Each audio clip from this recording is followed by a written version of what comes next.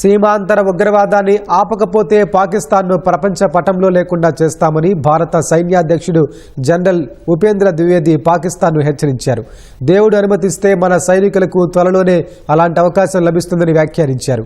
రాజస్థాన్లోని అనూప్గఢ్ ఆర్మీ పోస్టును సందర్శించిన ఆయన సైనికులు ఎలాంటి పరిస్థితికైనా సర్వసన్నద్ధంగా ఉండాలని సూచించారు.